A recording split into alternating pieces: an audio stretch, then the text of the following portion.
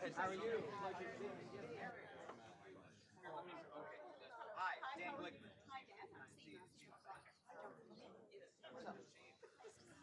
So everybody here. March Krause, because I do a little. Good morning. Welcome to the Aspen Institute.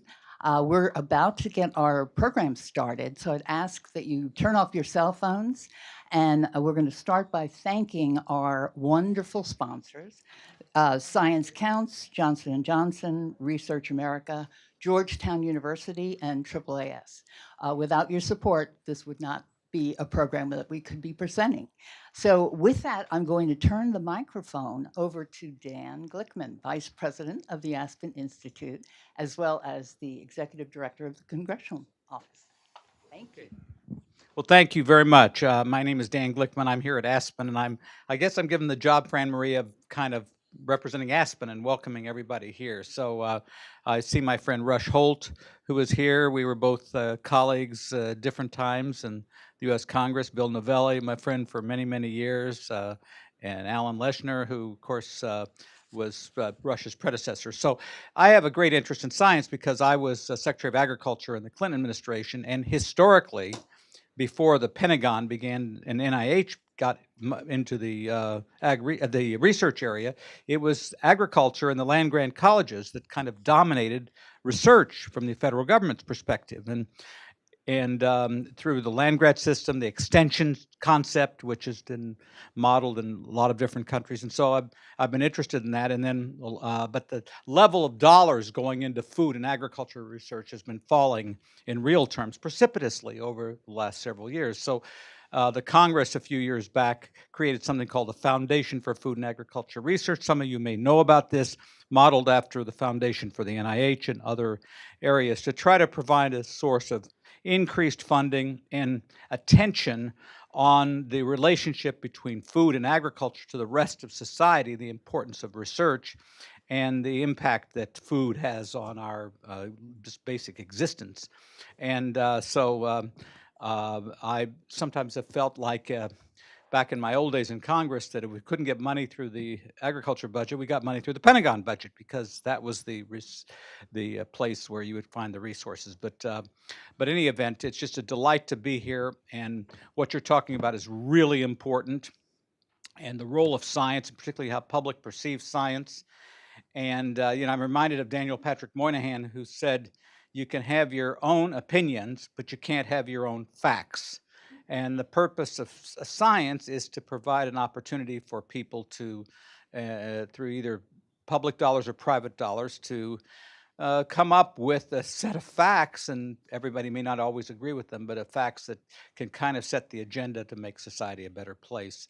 I've also felt that scientists often weren't the best communicators in the world because they tended to talk to each other rather than the public at large. And I realize they have many audiences here, but when the public doesn't understand something, they tend to think it's not all that important. And one of the big challenges that scientists have is to figure out how to talk about what they do in ways that are understandable to the American people. That's why the NIH budget has been always so successful in the past, because people can relate to what the NIH is doing, and to some extent they can relate to what the Pentagon is doing, in terms of national security. But it's harder for average people to reflect on the impact of science in their daily lives. And so what you're doing is really important, particularly in this era of just extraordinary change in technology and in lifestyle and in communications and the media, where social media takes on a life of its own, and a lie spreads fast and the truth spreads fast, but the lie generally spreads faster. And so and I'm not talking about fake news, but you can draw your own conclusions about that. At any event, I want to call attention to Aspen's intent to partner with the PBS NewsHour in exploring some of these compelling issues at the intersection of science and society. And Michael Lubell, one of the initiators of Science Counts, is here. Where is Michael? I saw him. Okay, right there. So any event, it's just a delight to have you here. And talking about these issues and talking about ways that we can encourage both science education, but also the relevance of science to people's daily lives and how it impacts them and their futures. And so, saying that, I want to introduce Seema Kumar, who's Vice President of Global Health and Science Policy Communications for Johnson & Johnson. She will give an overview, and most glad you're all here. Thank you all very much.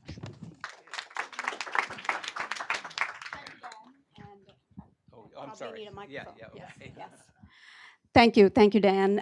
Good morning, everybody. And I'm Seema Kumar. I'm thrilled to be here on behalf of Johnson & Johnson, but also on behalf of a topic that is near and dear to my heart, and that is science. And today we're going to talk a little bit about why it matters, what do we need to do to keep it moving forward, and how do we engage the public in science. So let me start by saying that when we think about science, as a society, we have a love-hate relationship with science. So on the one hand, science is a subject that inspires awe, wonder, and hope.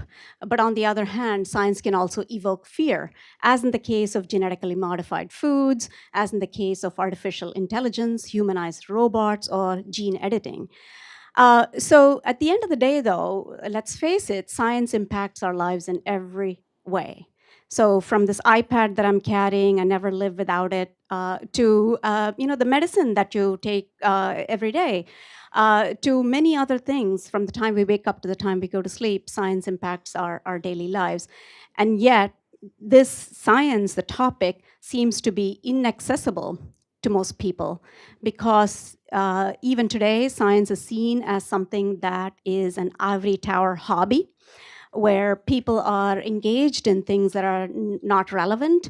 Most of the images of science that you see in the media, if you just Google scientist, what you see is a white man in a lab coat with safety glasses, not exactly somebody that evokes a sense of emotion. And when the moment you Google it, that's what you see, and that's what science's image is all about. And so I think we, as a society, we as those who are scientists and science journalists have not done a good enough job in communicating the importance of science to society. And I think today science is seen as something that is a very cerebral activity. So it's facts and figures and charts and graphs. And of course, facts are important, charts and graphs are important, evidence is important because that's what makes science credible. And yet, none of that actually engages the hearts and souls of people. What people want is something that they can relate to, and what we have not done a good job of is really translate how it impacts human beings on a daily basis. And science has been and continues to be a privilege of the learned few and not accessible to all. And so as long as we keep it as a privilege and not as an asset that everybody should partake in, we will never have the kind of engagement in science that we need. And of course, we need the engagement in science because investment in basic science is important. We want people to be engaged in things that affect their daily lives. And so with all that said, what I want to say is that Johnson & Johnson is really thrilled to be part of this group. And I personally am very proud to be part of this group that has been doing research with Science Counts to look at this issue and to actually gain the evidence and the facts that we need to figure out how do we better do this, engage the public. And so look forward to this discussion. And now I'm pleased to actually turn the microphone over to me introduce Sikan Appan. Come on up, Sikan. And let me just say a few words about Sikan. And Sikan is digital science producer for PBS NewsHour and co-creator of the award-winning series Science Scope. He's also the secretary of the National Association of Science Writers, and I'm a member. I've been a long-time member for more than 25 years. Fantastic. He holds a doctorate in, not giving my age away, but I have been He holds a doctorate in pathobiology from Columbia University, and he is an alum of the Science Communications program at the University of California, Santa Cruz. So thank you all for being here again, and looking forward to a great discussion. So, Dr. Akpen? Great. Excellent. Oh, I have it. You have the mic. Okay. So I just want to start with a few framing remarks. But first off, good morning. Excellent. Great. We're all awake. The coffee was good. So first, thank you to the Aspen Institute and also to Science Counts for having me moderate this panel, and also to our co-sponsors. So I'm here because there's a general sense of unease right now in the scientific community. So according to the Pew Research Center, 76% of Americans support science or trust in science, but only 21% strongly trust in science. 55% are so-so. And it's especially an issue for hot button topics. As we mentioned, climate change, GMOs, vaccines, they continue to divide scientific supporters and scientific deniers. And you see this with climate change all the time, right? 97% of climate scientists believe man-made climate change is happening, whereas only 39% of the American public supports those scientists. And in the past, many have tried to fill this dearth in trust using the deficit model, right? This idea that the general public is an empty bucket, and scientists, scientific communicators should fill that bucket with a deluge of information. So Science Counts claims to have found another path, and with no further ado, I'd like to introduce Chris Volpe to present the results. Thank you, Sikhan. Of course. Well, ladies and gentlemen, thank you so much for spending some time with us this morning. My name is Chris Volpe. I'm the Executive Director of Science Counts. Couple of notes to keep in mind. I'm probably going to say we and us a lot. If there's no other evidence, what I'm talking about is we and us, the scientific community, not Science Counts specifically. Some disclaimers. I'm originally from New York, so I'll probably put my foot in the Bronx specifically. I grew up in the Bronx, so I'll probably say some things that I'll need to take back later and we'll have to edit out of the final video. It's in my DNA. I also want to just share, because we live in a time where a message is often judged by the messenger, and so I'm the messenger for the next few minutes. I'm a trained scientist, had the privilege of going to Scripps Institution of Oceanography for physical chemistry / atmospheric chemistry. But for the last 20 years, I've actually been, in essence, a professional marketer. So I have one foot as a scientist, and I have sort of one foot as a marketer. And very often people think, boy, those are opposite ends of the spectrum. But in fact, they are remarkably similar. People don't realize, marketing gets kind of a bad rap, and this is not a marketing speech. But marketing is not just promotion and advertising. It's really a creative process. All right, you assess a need, you think of an idea of how I can deliver on that need, you create a product, you deliver it, and then you see how it went. That sounds a lot like the scientific method, because it is a lot like the scientific method. It's just not as rigorous, but it is. And so marketers can learn a lot from scientists on this issue, and scientists can learn a lot from marketers. And that's kind of a theme. So I'm going to butcher nomenclature from both worlds and kind of fuse it together. All right, so that's our warning. I want to do 3 things for you in the next few minutes. First, I want to share with you some of the results from 2 Science Counts projects that have been completed over the last 3 years, and show you how they basically, they create difficulties for us based on conventions on how we think about the public. The second thing is I want to make the case that if we want to bolster public support for science, we might have to change some things about us, the scientific community, first. And then finally, I want to kind of set the stage and frame what comes next, both for Science Counts and for the scientific community at large. So Science Counts was created by this community, by the scientific community, to solve a mystery. Earlier this decade, we, the scientific community, had some conflicting data. On the one hand, we had years of polls that said that Americans think science is great, and years of polls that said that trust in scientists by Americans is at an all-time high. And yet, In 2011, we asked, and this was not Science Counts, this was a coalition of 12 groups, many that are represented here, so terrific piece of work. We asked the question to the public, which of the following domestic programs would you be willing to cut to decrease the deficit? And those same Americans that love science and love scientists threw scientific research under the bus. Why? What's going on here? Now, just a couple notes about this research, because I'm a big fan of it. First of all, this study was conducted again in 2015 and yielded essentially the same results. So this is real. And secondly, you'll note that scientific research, it was separated, which I think was brilliant, from medical research. And so for those of us who are insiders, you could think of medical research as a proxy for applied research, where scientific research is a proxy for basic research. So it's really basic research that is especially vulnerable. Okay. So this got things in motion. And in 2012, the American Physical Society organized a meeting at the World Science Festival that included sort of a who's who of scientific communicators. You might recognize some faces: Neil deGrasse Tyson, Alan Alda, Ira Flatow, many others. Brian Greene was there. I don't think he's in this picture.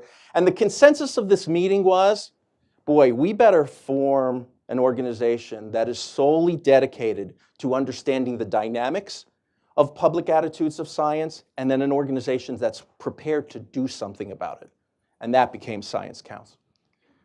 So in 2014, Science Counts formed, and it formed around this model. And the model was do research, then test, and then if you think you know what you're doing, then play the real game and act. Looks a lot like the scientific method, because it is a lot like the scientific method. So in essence, Science Counts, you can think of Science Counts as a marketing campaign that shrouds the scientific endoskeleton. Okay? Use data, do this in a very deliberate, methodical approach, building layers and layers of data before you take the next step. So I want to share with you some of the results of our first study, which was the benchmark study conducted a couple years ago. And we set out to do 3 things in that study. First of all, understand what's this breakdown between public support for government's role in science? Where does it come from? Secondly, how do people feel about science? And then finally, the word public is deceiving. We know there is no public. It's actually a collection of lots of clusters of different values and different ideas. Okay, so the first flag, the first alarming find was this.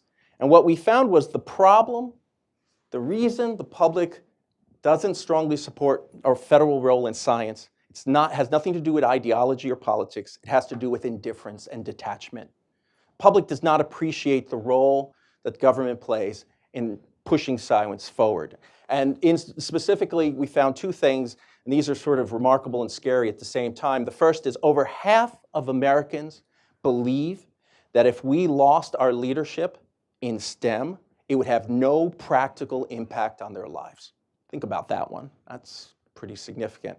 And then secondly, only 1 in 4 Americans think that the role of the federal government in supporting science is essential. The majority believe that if federal support for science were to wane, that corporations, philanthropy, and Elon Musk, wealthy individuals, would step up and fill the gap.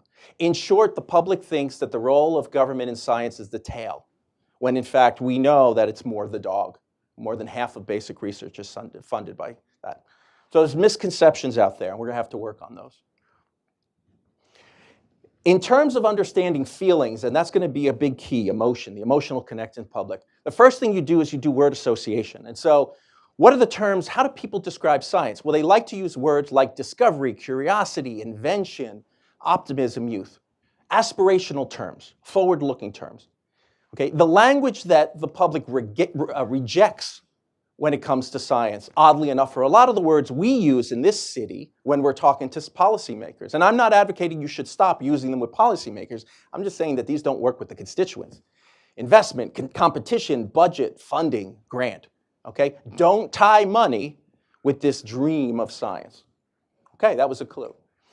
We took this information, we combined it with other research, and we basically established, I think, the brand of science. And so for a marketer, this is essential. If you don't know your brand, okay, you can't possibly be successful in connecting with your audience.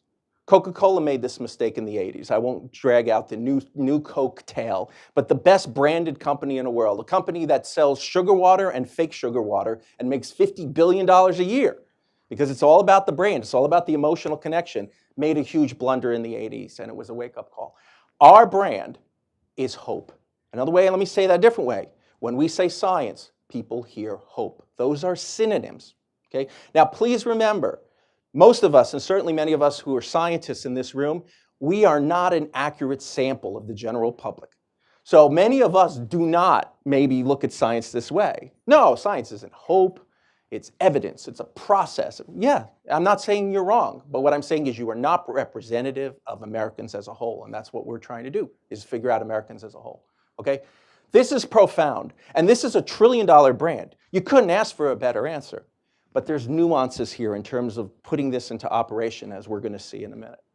Okay? So let me just one more point on this. Science is a path to a better tomorrow. Science is the path. It is not the destination. And a mistake a lot of us make is we think of science as a destination. And as a scientist, you might think that, but that's not how the public looks at it. Okay? Science is a means to achieve another end. And so the last piece of that original work was, who's the public? Can we organize them better? Who should we be talking to first? And so we identified that you could categorize the public into 4 groups. And we used this sort of metaphor here of people driving in a car going to a fun science place. So your most motivated segment of the public are the drivers. Not only are they going, they're helping you get there. They're working their controls. Okay, that's about 17% of the population.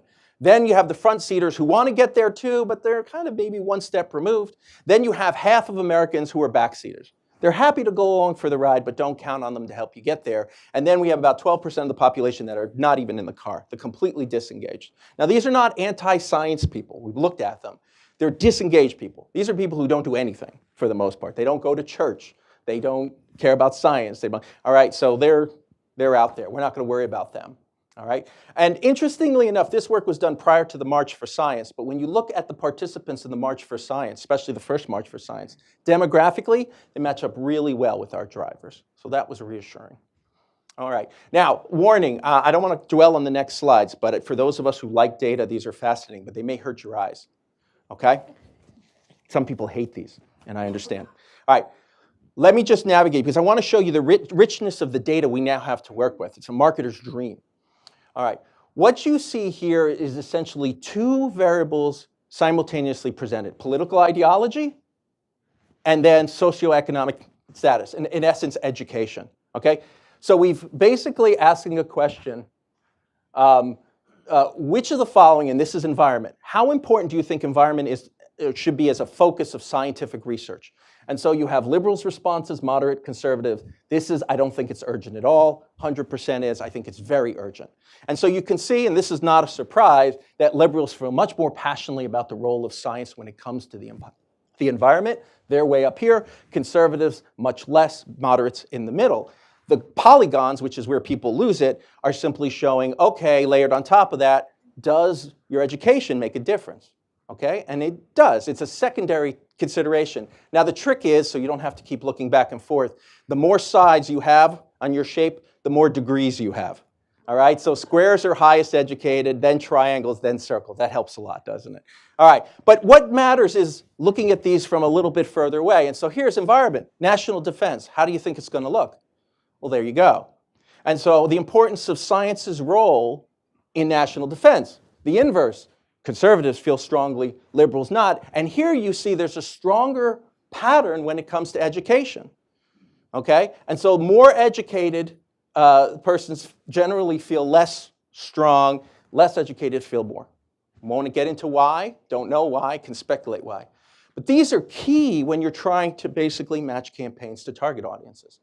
I'll give you a couple others really quickly. This one was fascinating. Here's a case, the role of science in helping the disabled. Okay. This one, there is no pattern with when it comes to ideology. What matters solely is your socioeconomic status, okay? If you have a high school education or less, you feel much more strongly about this issue than if you're working behind a desk. Makes sense. I don't have to worry about the forklift running over my foot, okay? And then the last one I'll just show, and we have dozens of these, but is health. And as I think we all know, and Congressman spoke to, this is the one that everyone gets. Everybody says that yes, health is a key outcome of scientific research. And that's why we as communicators often start and end with the connection and the benefits of science to health, because it has a broad appeal. Okay, thank you for your patience with these slides. So the second work that we just finished was to take those learnings and see if we could operationalize them, if we could actually put them in a pilot campaign, a test, and actually move the needle, okay? And so we knew some things. We knew we wanted to conduct a test. We knew we wanted to conduct a 3-month test in 5 locations: Madison, Wisconsin; Cincinnati, Ohio; Orlando, Florida; Jackson, Mississippi; and Dallas, Texas. This was a purely digital advertising campaign that involved both display advertising and also social media, Facebook and Twitter advertising. And we wanted to focus just on those most likely to engage groups, those drivers and front seaters. So in a way, this was a validation test to see if we had drivers and front seaters correctly categorized in the first place. Okay? What we had to think about for a while was exactly what kinds of messages to put forward, because Hope is a $1 trillion brand. You couldn't ask for a better brand to build a messaging campaign behind. But it's a little tricky, because if you think about it, hope, the word hope, is an incomplete brand. The word hope is a placeholder for some desired future outcome, right? I hope for, and then you fill in the blank. So the question that we had to figure out was, do we want to fill in the blank or not? And so we decided, because we're doing this methodically, no, let's go with the general. Let's go halfway to the public, not all the way. Let's promote hope and the other things that we think people care about and see if they will fill in the blanks. Just a quick analogy to make sense of this is, in February, you will see billboards on the side of the Beltway trying to get people to go to Aruba. The way you get to Aruba is you don't have to show people playing in the water. You don't have to show jet skis or any of that. All you have to do is show blue water, a beach, and one palm tree hanging over, right? We are all trained to fill in the rest. We'll fill in I want to read a book under that tree, or I want to play in the water. Okay? And so advertisers know you always want to give as few details as you can, because you can capture a bigger audience if it works. And so that's why, in hindsight, it made sense for us to do this. And so we kept the messages short and simple and general, and they didn't work well. That's the punchline I'm going to show you. We have to connect the dots, not just half the dots. And so I won't bore you with this slide, but we tested 9 different advertising campaigns, 9 different ads around 3 themes: the science is hope aspirational theme, the curiosity, because curiosity seems like an important gateway to get people engaged, sort of an intellectual trivia theme, and then to really, because we're dealing with social media, and social media is great about stirring it up, we had a theme that was sort of controversial. This one, all those activists need to relax, and here's someone in a hazmat suit cleaning up an oil spill, and to see what does that do, okay? So very quickly, I want to just share the 3 findings. And there's a treasure trove of data from this test campaign. But in general, first, the good news for us was this was confirmation that we could reach the drivers and the front seaters. We did a very good job in focusing on them. So much so that there was no difference between responses from Jackson, Mississippi versus Madison, Wisconsin. Because again, it wasn't representing the whole population in those places. We were only focused on screening the people who were pro-science. And so pro-science people in Madison up here, are essentially the same as rural Mississippi, which is important to know. Okay. Now, we learned some things by missing the target, and we missed the target a lot with this test campaign. But that's, everybody says null results are important. We'll see if you talk to me afterwards or not. The first null result was that we found that keeping it general wasn't good enough. We conducted focus groups after this research, and people they wanted to know, okay, if science is hope, and that makes a lot of sense, but why? Give me the why, give me the because. How does this connect to me personally? Okay? And again, we didn't do that. We went halfway, but it's clear that we have to go further. The other thing that was clear is these were uncredited ads. Nowhere on these messages did it say who it was from. okay? Because we didn't want to contaminate it with the source. Brought to you by American Cancer Society, I think. Just simple, the message by itself. Well, in our cynical, skeptical society, if people don't know where the message is coming from, even if it's a message that resonates with them, they tend to fill in the blanks with negative things instead of positive things. And so people wholesale dismissed a lot of these messages because they were cynical. Why? Who's sending this to me and to what purpose? And in fact, a phenomenon that we observe, which is scary and really good to know, is that not only did a lot of these ads get, they got underwhelming engagement. They did get some engagement, but it was underwhelming. But for some population clusters, they actually created aversion, okay? Rural, low-income, low-educated people actually liked science a little less after seeing our ads than before. And that was a surprise. And that's really good to know. So this isn't just about, tuning the message in just right to get a positive response, and if you miss, all you've done is throw away money. If you miss, and you do it the wrong way, you can actually create a little bit of a backlash, okay? Because you're fueling extra cynicism and extra doubt. All right, great. So all that, it's the tip of the iceberg as far as data. Where does it leave us? Okay, and I said we maybe need to reflect on some of the things we think. If you take nothing away from this talk other than this, just take this. And that is, ladies and gentlemen, we have to realize that we do not live in a classroom, we live in a marketplace. We are not the professor in front of the room lecturing to the public, which are students, which is exactly the basis of the science deficit model. That's what it is, it's information. If only I turned you into me, you would agree what I think. And we know that that doesn't work. National Academy of Science, I hope they did a great job in putting the stake through the heart of that vampire, okay? Boosting scientific literacy is not a path to convincing people of something. Not how it works, okay? We're in a marketplace, and the key is we're not the people in the aisle. We're the people stuffing stuff on the shelves that we're hoping others will buy. And so we have to compete for people's attention, and we have to use a term called value proposition. If we're going to convince people to do something, we have to connect the dots for them and tell them, why does this matter to you? And if we don't do that, they're probably not going to connect the dots ourselves. All right. A second realization is this brand Science is Hope, and this is incredibly powerful, and there's a lot to do here. But as we found in our test campaign, again, you have to go further. Hope is just a placeholder for some desired outcome, and so we have to connect to that desired outcome. And if you don't, hope is just sort of a generic soft brand. It's imagining buying a canned food from an aisle that just had a white label that said food. I don't know about you, but I wouldn't touch that with the, right? That's, in essence, a good analogy for this. And so so before you make your Science is Hope bumper stickers, don't, okay? Because you got to go further than that. And then finally, and this one is really on us, and that is, are we prepared to articulate a shared dream as the scientific community? I have had the privilege of being in many, many conversations in the last year with other scientists who care about this issue deeply. And I will say one of the most frustrating things is we can't all figure out what we want.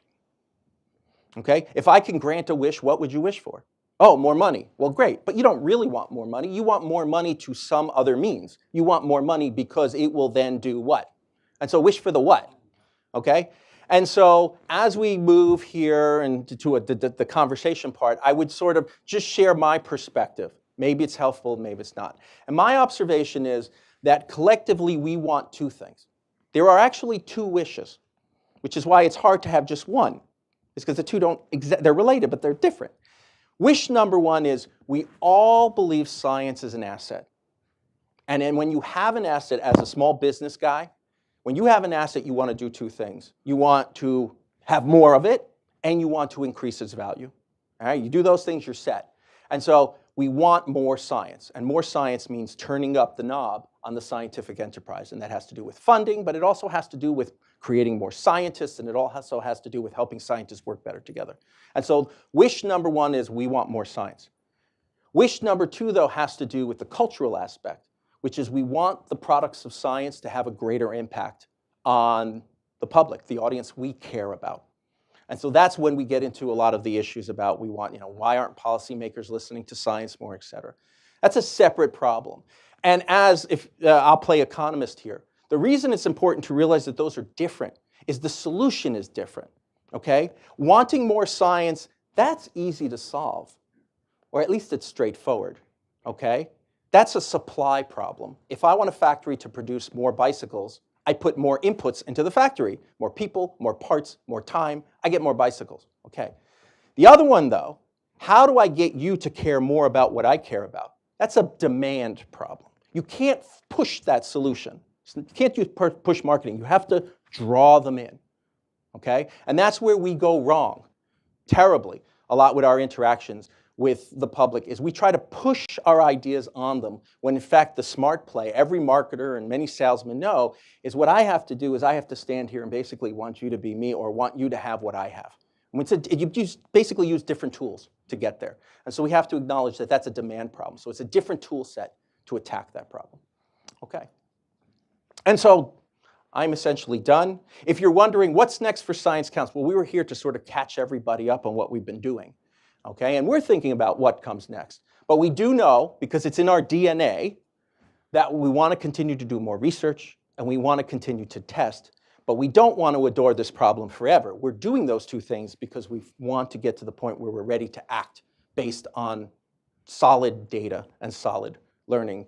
And if many of you are already involved with us and supporting us, thank you for that. If you're not, absolutely welcome. We, among others, are trying to build a larger community around this issue, okay? And so I just wanted to acknowledge everyone, professional science, philanthropy, industry, often left out of the conversation, and academia, and some policy folks who've helped us sort of, do what we do and we hope are beginning to benefit from what we're learned. Thank you so much. I really appreciate your patience. Thanks.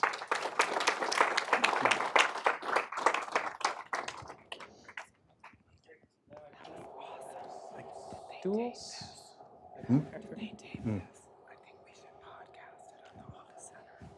One thing Shakespeare said in Henry VIII, the play is the thing. I was in film as well. Yeah, wow. The whole idea was it doesn't matter if there's no narrative. The story is. I know, it's a lineup for this title. A lineup for a mugshot. This is going weird. Yes. But it can't be Great. So I'd like to invite up our panel for the discussion. That's their expertise, so yeah. Lynn, I'm going to have you sit right here. Mary, I'll have you sit there. And Chris, I'll have you sit on the far side.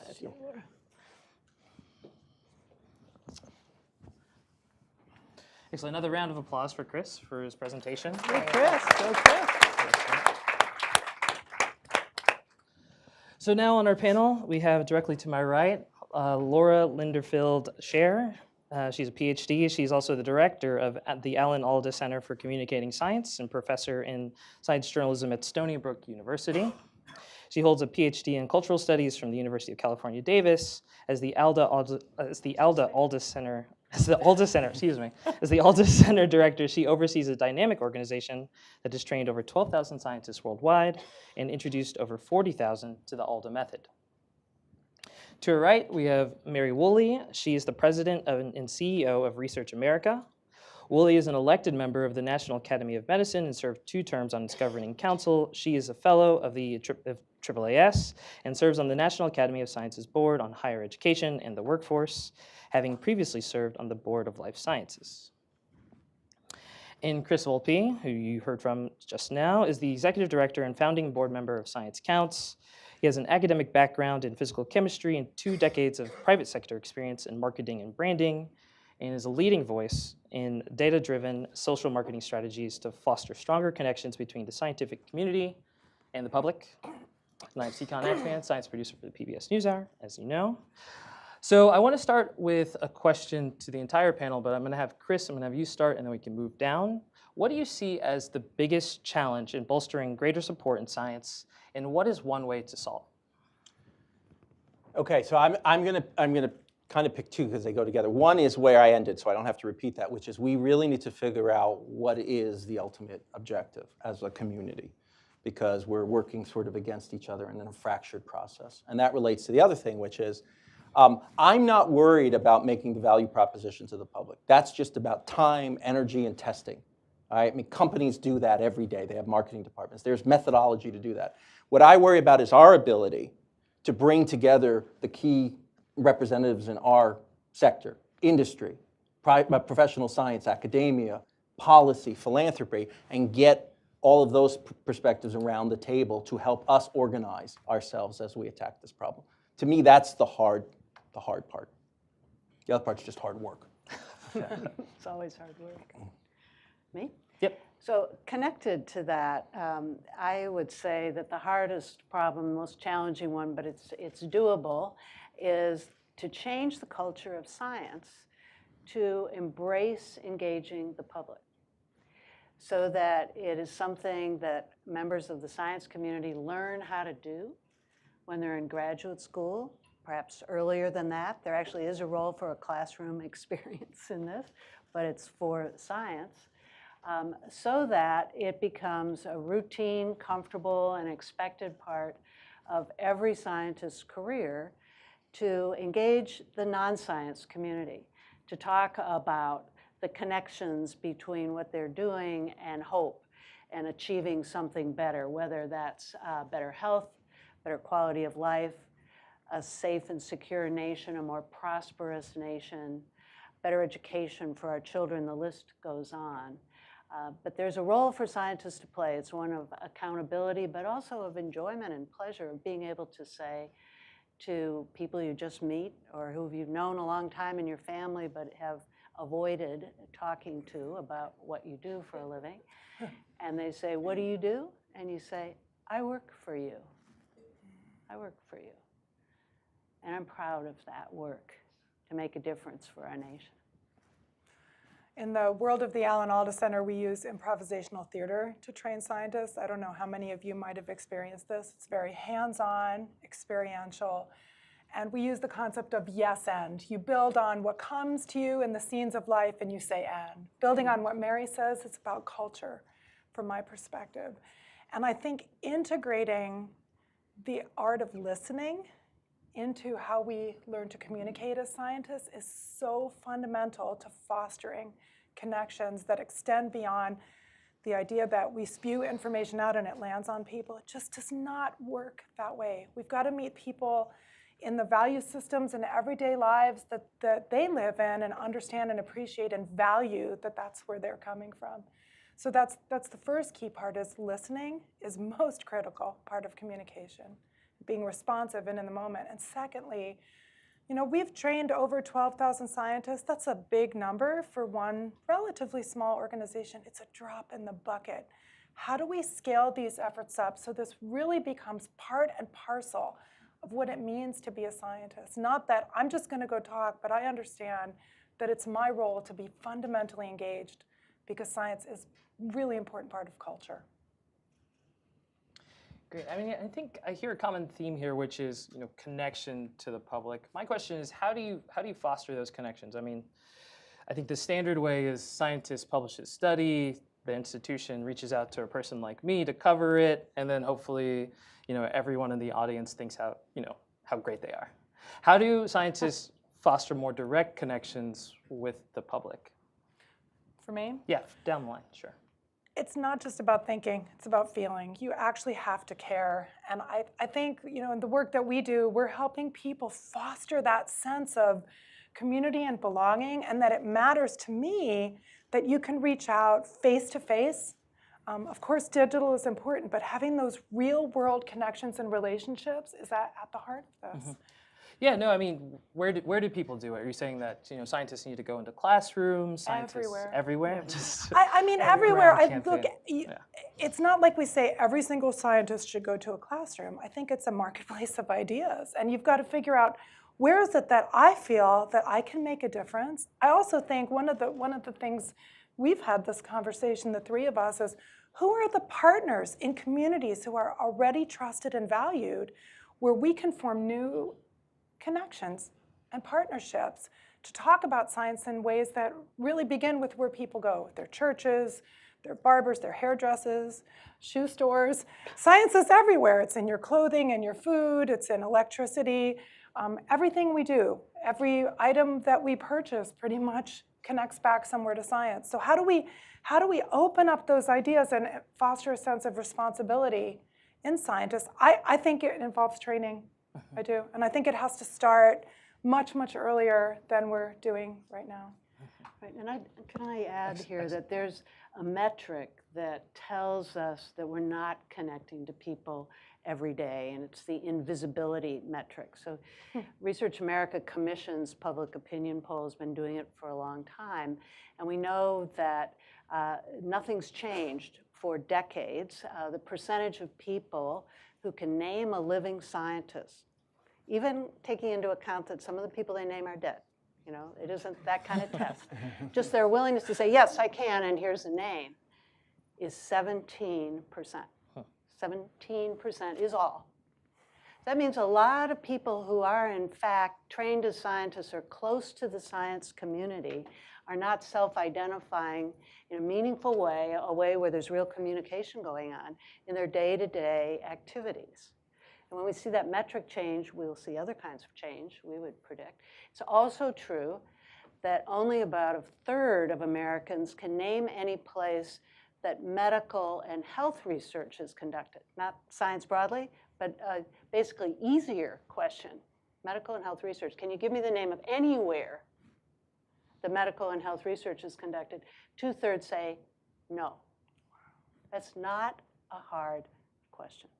And there's other indicators as well. So we have the metrics to watch over time to see change. It's not surprising when we hear that scientists don't want to talk outside the science community about what they do because they perceive or they've actually felt some negative sanctions for doing so. That's a challenge of changing culture. And it's a real one, but it's doable, and a lot of things I think that have happened in just in the last few years are solid indicators that the time is right. From the March for Science to the escalation in calls and emails that we get from young scientists in the community who say, I want to work for Research America, or I want to get involved in some way to connect to the community and make a difference for science. People are ready to do this. Mary, you spoke of metrics. Chris, you talked about focus groups. So we're doing all this surveying of the public and how they feel about science. How do you use that data to then create a campaign that promotes science, advances science?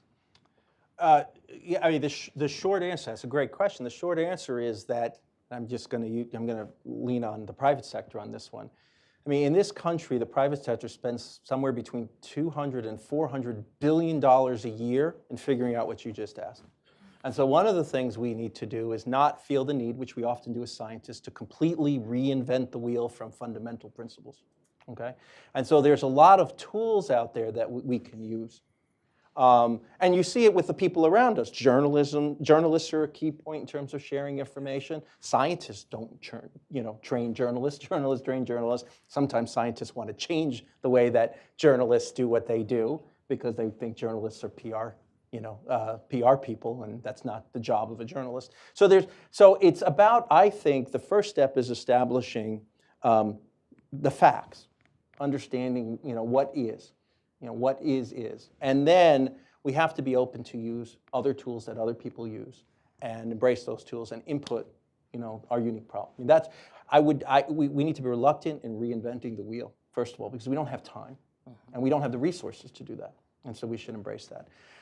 Your question reminds me of a conversation I had very recently with a friend who's a really excellent scientist. And they said, we were talking about when we were in graduate school at Scripps in the late 90s.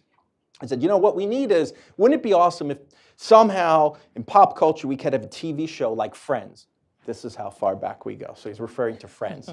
And Friends, where it was like Friends, but like Friends for science. Wouldn't that be awesome? And I said, have you ever heard of the Big Bang Theory? That's what the Big Bang Theory is. It's Friends with the science twist. And it's one of the most popular shows for 11 years now? People don't want it to end. People enjoy the science, and they're picking up science, but they enjoy the people on the show. And so we talk about culture change. We have to give ourselves permission. Contrary to belief, scientists are humans. And we need to give ourselves permission to be humans where appropriate. And we live, for most of us live, we don't live in castles of science. We live in the same communities with the people that we're talking about. And so we need to take advantage of those very natural interactions. You know, science pounds out the emotional side of us sometimes, right? You don't write a scientific paper talking about how you felt, how the experiment was going, or how you believe about the data, right? I mean, you get rejected for doing things like that. But that is exactly how everyone else in the world often starts conversations and ends conversations. There's thinking in between, there's cognitive stuff in between, but we are emotional beings that think. We are not thinking beings that feel. And so that's a key part of it. And that's the cultural change that they're speaking to. Right. And in your presentation, you spoke about how you're talking about emotion, and you also mentioned how 1 in 4 believe that the government has a role in science, which I found really surprising. Right? Because when I was growing up, Sally Ride, NASA, those things were huge motivators for me to get into science.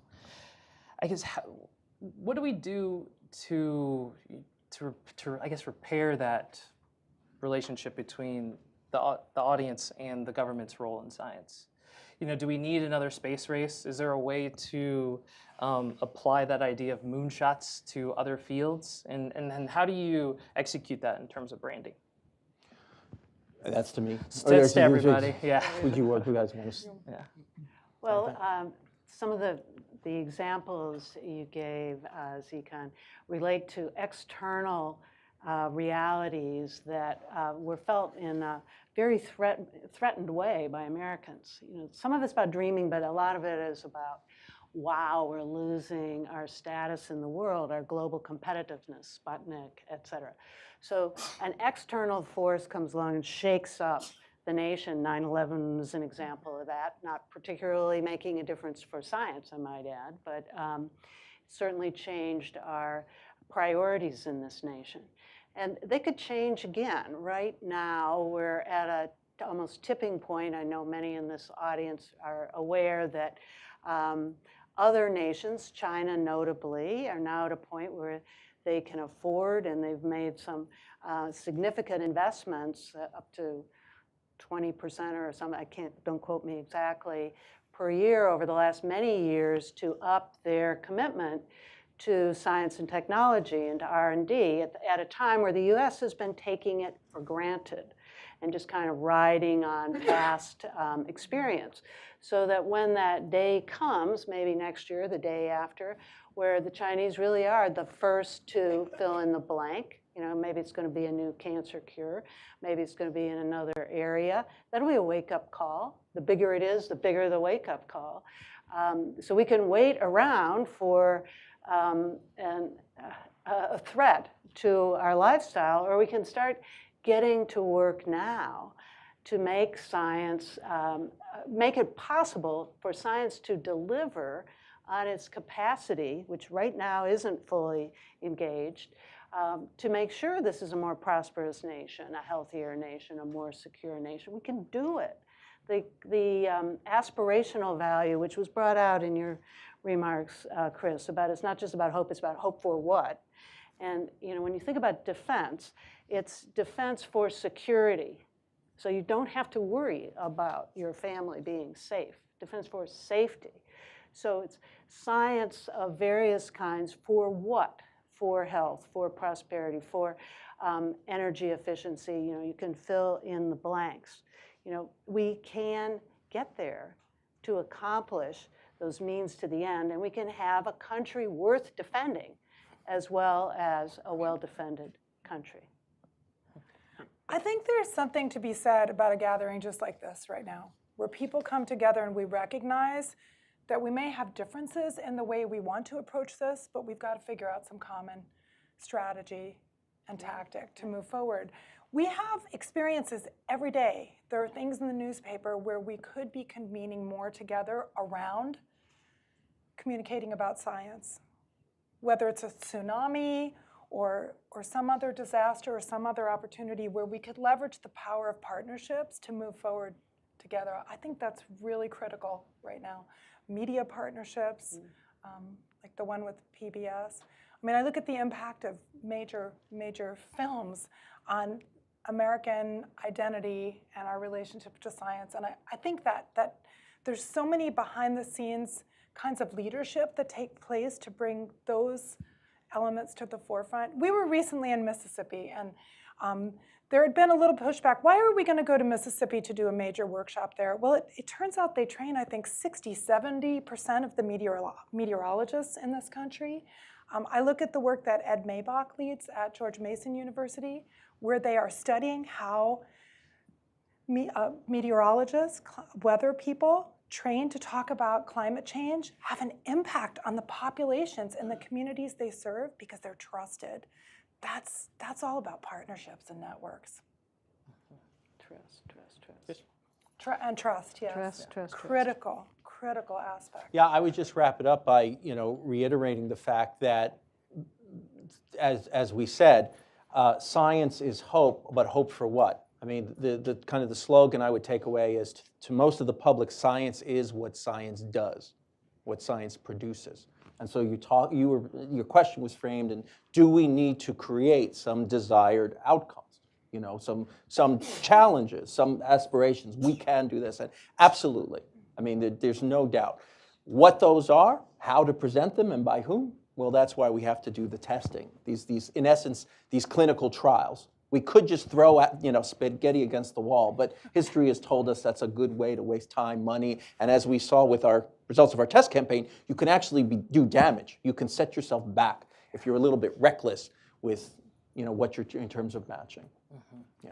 Well, I think one of the most interesting pieces of data that you presented was the breakdown by scientific topic and political affiliation, right? So you have Republicans who are very strong supporters of science and national defense, but then you have everyone is a very strong supporter of science and health. How do you, I guess, bridge those divides? How do you get the liberal to be excited about science and military? And I'm trying to think, how do you get the conservative to be excited about science and the environment?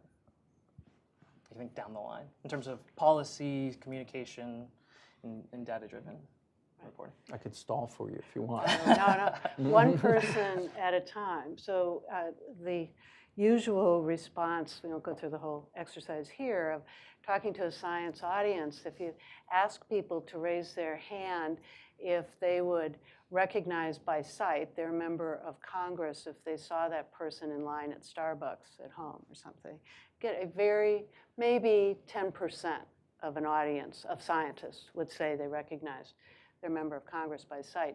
The next question is, would that member of Congress recognize you? And maybe you get one hand.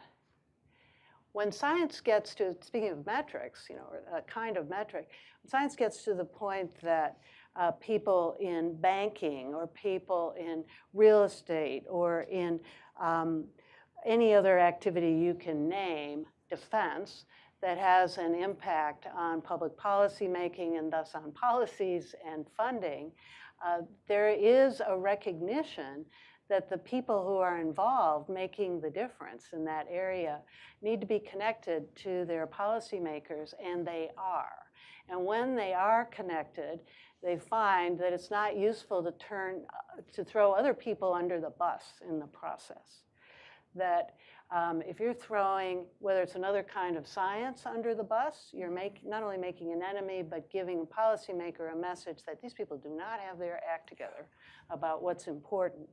And if you throw defense under the bus and you're in science, you're making a big mistake because defense depends on science, but you're also creating more enemies. We all need to be standing shoulder to shoulder to talk about aspirations we have for this nation and making sure that science is one of those. Science as a means to an end, but that is currently, back to my theme of invisibility. There are things we can do. There's a path forward. And then from a communication perspective, recently I wrote a story about Space Force, and I feel like if you look at Space Force on Twitter, liberals are like, we don't need this at all, right? Whereas, conservatives are like, well, China and Russia are making very huge advances in their anti-satellite technology. So I guess how do you communicate, the necessity of each branch of science to everyone? Piggybacking again on Mary, I think, well, first of all, there's the sense of trust in the scientific enterprise within science, so that we know when you go out and I go out, we're going to support each other and lift each other up. And I think if you pull the lens back, if you've not been trained in science, you may not understand that the same fundamental principles apply, whether you're talking about defense, food production, or climate change, or that some of those are even deeply connected. So being able to tell stories, which is how we think and learn, in different ways that reach different audiences, there is, if Chris's presentation of data tells you nothing else, it's that there's no one public. This concept of the general public, throw it out. There are segments of public audiences, and people learn and experience in different ways.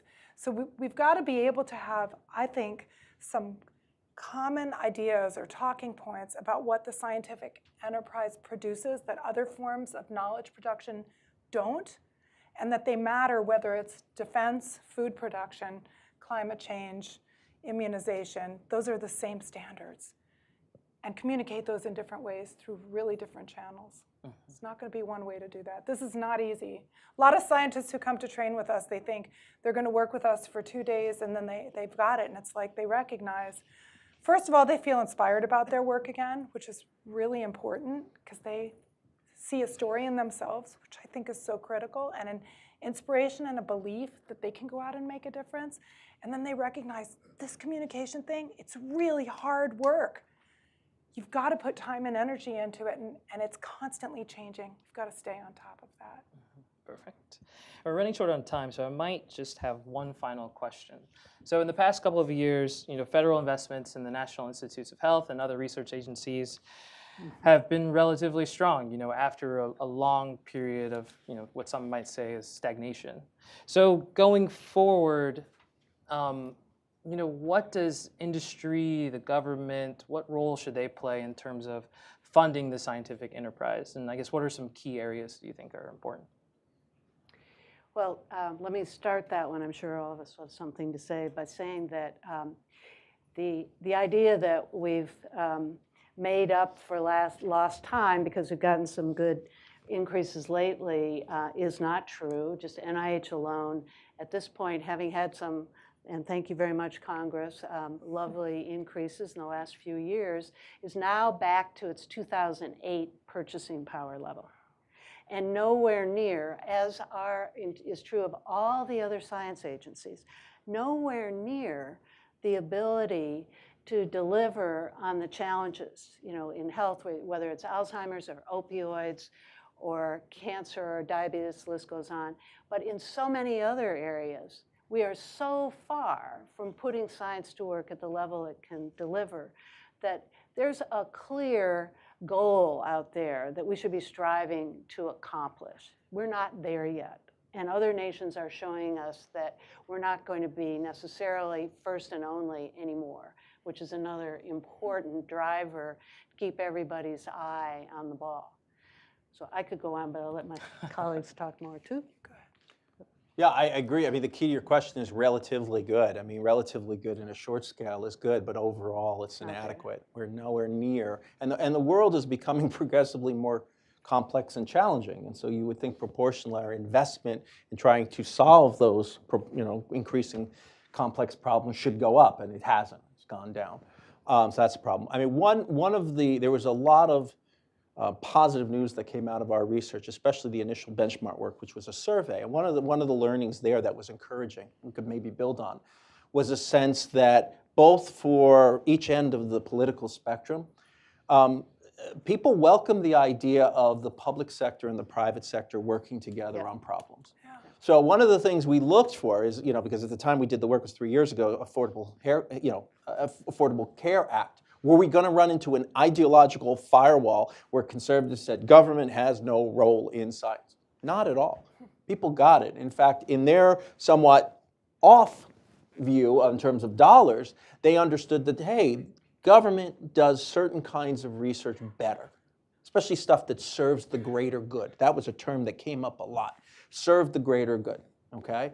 But the private sector, and again, on the left, people acknowledge the private sector does some things better too. They're better at solving certain tactical problems, specific problems in an efficient way. And so it seemed to the folks we were talking to that the best solution was a combination of both and that partnership. And that is a key since post-World War II of the United States economic success was the realization during the war that you could have this private-public partnership and sort of bring the strengths of both together through academia, through other outlets. And so that's something to build on, I think. That's good news. Laura? That's fine. That's fine? That's good? That's Okay. great. Could I add a P to that, though, Sure, please. Chris? Not just a PS, but public-private partnership and people. Yes. And it could be patients in the health community or just people. And that part is the getting that part engaged, getting people engaged is what Laura's been talking about, what the data shows, and what we all need to think more about in making real. It's beyond public-private. It's public-private and people partnership. Excellent. And so now we'd like to open it up for a Q&A section. I believe we have some there's a few microphones. We'll start right here.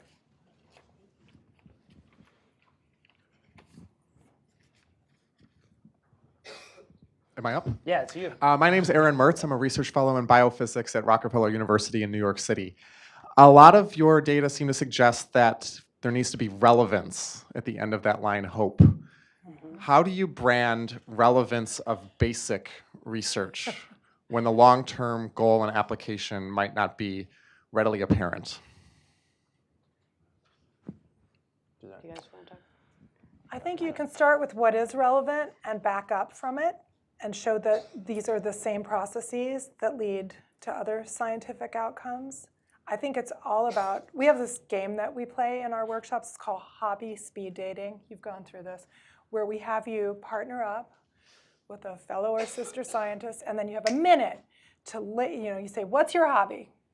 Well, my hobby is golfing or knitting or whatever, and then you have a minute to make your work relevant. And it's really hard to do that. And then we say switch, and then you go to the next group and you do that. And you get some new synapses firing in your brain, and you realize, I've got to talk about this differently. And then you start brainstorming and coming up with new ideas. I think you've got to back out, you've got to start with those commonalities, always start with where people are at and what they care about, and then you can have a longer conversation. But if we go straight to, let me tell you about my p-value, people are going to walk off. Right. You're not going to hit them where they care. Yeah, underscored 1,000 times, don't start with, let me tell you about basic science. You can get there, but you have to start, as Laura says, where the people are. What are you thinking about? What are you doing today? And you can get there. I mean, we do workshops on this. Laura does workshops on this. One of the other things is I think we learn how to talk really well about our own areas of science. If we want the public to be scientifically literate, we've got to be literate across different areas of science as well, so that I have the privilege of working with people from all different areas of STEM. I think within the scientific community, we've got to be able to tell each other's stories and feel comfortable doing that too. Yeah, and I'll just add, the data shows that the public, not everyone, but you're not going to get everyone. I mean, that's one of the keys to the talk is you can't get everyone. You got to get enough of who you need to get. They understand the general idea of ecosystem. That's the sort of the private partner thing. They get the fact that it's not just, if I want to cure cancer, I fund cancer researchers, that there's something upstream. They don't understand it. They don't need to understand it. They're okay to say, all right, this makes sense to me. So, so a bit of connecting the dots in a different way. Great. Right here? Yeah, gentleman right there. Will Hartley with the American Chemical Society. This is for Chris in particular. It seemed like a lot of your research had to deal with what I'd call base mobilization, really. Like the digital ad studies there seem to be targeting people that were already pre-inclined. And so I'm just curious if you could comment on doing more of a persuasion type campaign to reach people that are beyond what are already inclined to like science, beyond the front seat drivers, more backseat or disengaged folks. Right. So if I could paraphrase your question for folks who might have missed the part was, using that scale of engagement from drivers, front seaters, back seaters, and disengaged, the observation is correct that we focused on those first two categories first, kind of what about the others, right? And especially the backseaters are 50% of the population. The short, glib answer is, if we can't move the people in the front, we can't move the back. And so this is a kinetic issue. And so given limited time, limited resources, and we're learning, we decided that we wanted to focus on, I mean, the drivers already, they're trigger ready to get engaged. The March for Science was a perfect example of that. But we were interested in those front seaters, and we want to do that. But conceptually, philosophically, it's about moving everybody, along. And so absolutely, just haven't gotten there yet. Could I just make that even more Please. crystal clear if it was missed, is that it's not enough to just nod your head yes and agree on a survey or whatever. Yeah, I like science, I trust science. We need people to take action that shows that. And that has not happened. It hasn't even happened among the science community itself, March aside. There's signs that it is now. It's not enough to just agree. Got to act. So let's start with the people that ought to be the easy pickings on acting, right? Yeah, and I want to congratulate you on a word that a lot of people are uncomfortable. Use the word persuade. Yeah. It is exactly what we need to do. It's a word that makes a lot of people uncomfortable, which is why we do the science deficit model. If you want to persuade people, you need to advocate. You need to make a case. If you want to educate, you want to boost literacy, knowledge, that's when you teach. And unfortunately, the scientific community has wasted a lot of time and money crossing those two and says, well, the way I'm going to persuade somebody is I'm going to teach them more about the problem. When the facts show, Dan Kahan and his group, I think, did a terrific job in illustrating this. If you look at climate change, a problem that we've been banging our heads on for 30 years without a lot of progress, and you look at climate change and you plot scientific literacy, which can be measured by NSF indicators, versus people's opinion on whether they agree with science or not. Actually, and you break out liberals and conservatives, the more scientifically literate people are, the more they become polarized. In other words, people use their knowledge to defend their position. They don't use their knowledge to reach their position. And that's how human beings are. We make a decision and then we backfill with data, and that's where you get into fake news and selective, echo chambers and all that stuff. It takes a lot to move that. So thank you for using the word persuasion without being nervous about it, because that's what we have to do. We have to make a case. It's not a bad word. I'm going to say hand in the back, hand in the front. So if we could get a mic, or maybe we'll just start here and then we'll move it back. Hi, my name is Anna McAllister-Slip, and I sort of have an accidental career, quote unquote, as a citizen scientist, driven mostly by my experience living with type 1 diabetes. I went from journalism to public affairs, and now am a co-PI for the Precision Medicine Initiative, at least on paper, and a crowdsourcing platform to design clinical research. I've been working with Janssen Pharmaceuticals. And what I've experienced, is I think you should really consider and embrace the concept of citizen science and what it is you're trying to do, because there are a lot. I've helped launch patient hacker movements and am part of a citizen science effort in lots of different aspects of health. And I think there are a lot of people out there who are doing their own science. They're just not calling that. Mm-hmm. And there are lots of different ways that we can engage them in a more meaningful way. And I've actually been successful in persuading funding for that. And then the quote unquote real scientists come in and say, oh, well, no, we need to take the money and actually use it over here because patients and citizens don't really understand the science parts. We just want their perspective on what color the website should be. So there are multiple levels of fighting this fight, but I would argue that there are a lot of us who have accidentally had to become experts, who wear sensors 24/7, who are generating data, who understand stuff way faster than the quote-unquote researchers do, that are being disenfranchised rather than encouraged. So there's a lot of people out there who want to be engaged, who could be the source of some of the best science, that are not being included or invited into the conversation in any kind of serious way. So I guess that's more of a statement than a question, and I apologize for that. I want to respond to this. I really appreciate this. I've had teams doing work with citizen scientists for a long time, and one of the things that you made me think of, and I can't believe I didn't make this point earlier, is some of the most robust literature in the social sciences out there about engagement comes from the world of citizen science and how it impacts people. And I think we can draw some really profound lessons from what helps people think about and understand science, to come back to your question, from the literature about citizen science, and expand that. So there's also a really important moment where we have to say, we've got to study what we're doing and not just throw spaghetti on the wall and expect it to stick when it's not even cooked. In environmental data, actually, citizen scientists has been shown to be, like data collection and analysis has actually been shown to be as rigorous, if not more rigorous than quote unquote PhD researchers. And I don't mean that we need you guys too. That's not that, but it needs to be a team effort.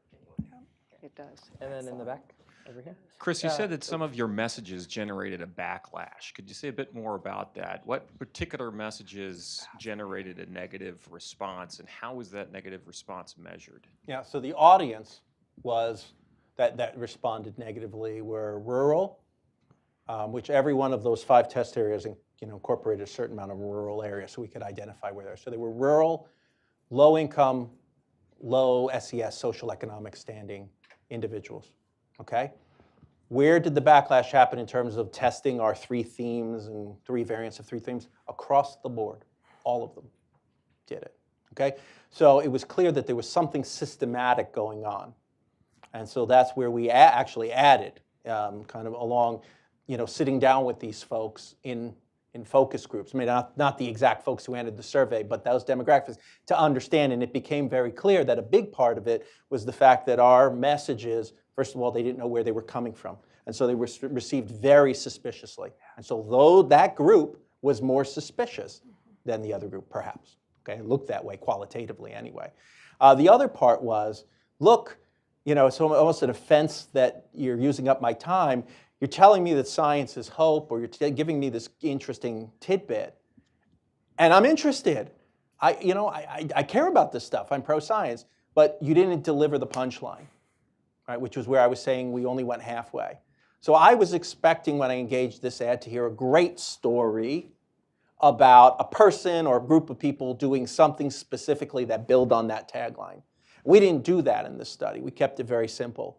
Very superficial. And so not having that piece, people pretty much didn't just ignore us, they kind of cast us off. And the way it was measured was via a branding analysis that was layered on top. Just like you would do focus groups, in the conventional sense, now with all of these scary digital tools, okay? There are major corporations who have the ability to distribute email surveys, in essence, to folks who've been exposed to various online ads and ask questions. And so that instrument was the way that we got a lot of our insights. Thanks, Slate. And then I think last question, just in the middle here. Hi, my name is Debbie Altenberg. I'm with the State University of New York system. And back in 2011, I was president of the Science Coalition, which is the group that organized the 2011 survey and the 2015 and worked on earlier work that we did. And I think I want to get back to what's the goal, which is what Chris was talking about. Is it that we think society will be better if we have a more scientifically literate public? Do we think if the public is more scientifically literate, they will vote differently? Or is it that we just need to influence the policymakers, or we just need to make the front seat drivers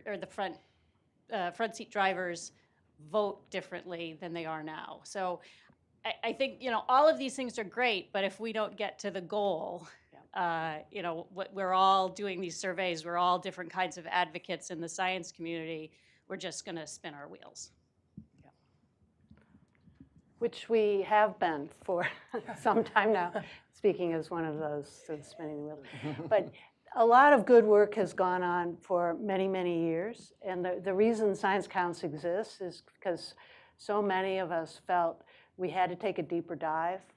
We had to understand better who our intended audience is.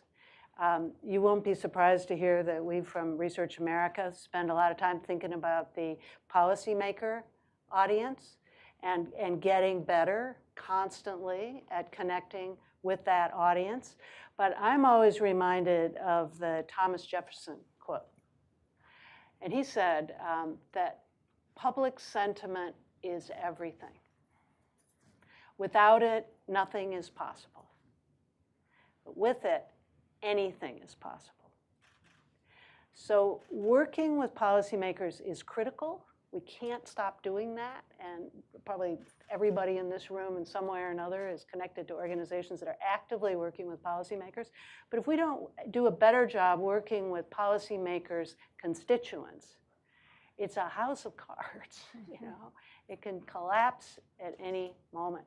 So then being smart about both of those and knowing where they intersect and activating the 17% in ways beyond just nodding yes, but actually doing something in their district, in their daily lives, on social media and elsewhere, is really what we're trying to get at, and being smart about it instead of just guessing and using best practices, which are the best we got right now, yes.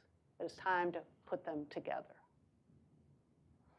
Perfect. Yep. So that's the time that we have for our panel. Oh, sorry, did you have? Sure. This is less a question, it's just a comment. So first of all, thank you for the partnership with Janssen, because I think the perspective of people and people actually who are impacted is important. Citizen science actually is very important. But your comment made me think about a point which I think we still need to all sort of self-reflect and look upon. The scientific disciplines, scientists have a sense of hubris, which I think propagates this notion of being a very exclusive culture, and people don't want to be part of an exclusive culture. If science became more inclusive, it would actually help matters a lot. And then to your question of why does it matter, what's the ultimate goal? I think we have still so many different challenges to solve: Alzheimer's disease, climate problems, fuel, food, energy. So many big, grand challenges in this world to solve, and those challenges cannot be solved without science. And we need the next generation of scientists to be working on those future challenges, and we don't have enough of them. And so I think at the very least, so from a self-serving kind of perspective, for us to solve all of these things, we need more scientists and more people engaged in science. So just a comment that the sort of exclusivity that we have as a scientific culture, and even this comment about, well, we need to dumb it down. It's a terrible way to behave, and so we're not attractive as a community to be part of, because we're so exclusive. So just wanted to underscore that point. Thank you. Perfect. Great point. I want to thank our panel. I want to give us a round of applause.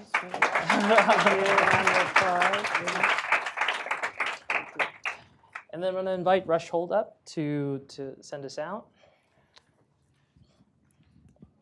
Well, thank you all for coming and listening so intently. I was watching your faces, and I could see very much engaged. But thanks to Dan and Sikan and Seema and Chris and Mary, I think they've given us a lot to think about and also a lot to do. And I don't know whether you would recognize a member of Congress standing in the Starbucks line. How about a has-been member of Congress? Anyway, I'm no longer in Congress. I'm now the CEO of the American Association for the Advancement of Science. Our mission is to advance science for the benefit of all people. We're the world's largest general science membership organization, 120,000 members, all disciplines, social sciences, earth sciences, physical sciences, biomedical sciences, and 250 affiliated organizations.